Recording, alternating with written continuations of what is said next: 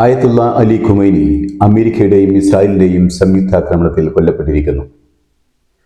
കൊല്ലപ്പെട്ടത് ആയത്തുള്ള അലി ഖുമൈനി തനിച്ചല്ല, കൂടെ അദ്ദേഹത്തിന്റെ മകളും മരുമകനും പേരക്കുട്ടികളും ഉണ്ടായിരുന്നു. ഇറാൻ പറയുന്നത് അവരുടെ പരമോന്നത നേതാവ് ഷഹീദായി എന്നാണ്.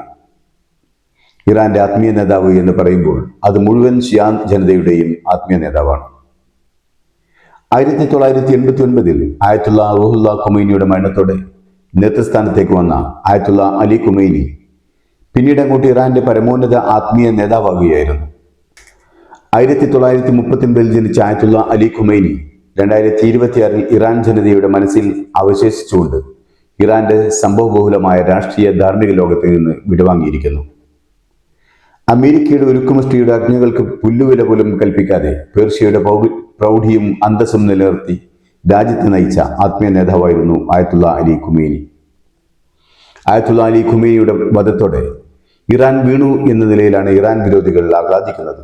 പക്ഷേ ചെറുത്തുനിൽപ്പിന്റെ പൈതൃകം പേറുന്ന ഇറാൻ ജനത വൈദേശികരെ തങ്ങളുടെ മണ്ണിൽ വെച്ചുപൊറിപ്പിക്കില്ല എന്ന ഉറച്ച നിലപാടിലാണ് ശക്തമായ പ്രത്യാക്രമണം തുറന്നുകൊണ്ടിരിക്കുന്നത്.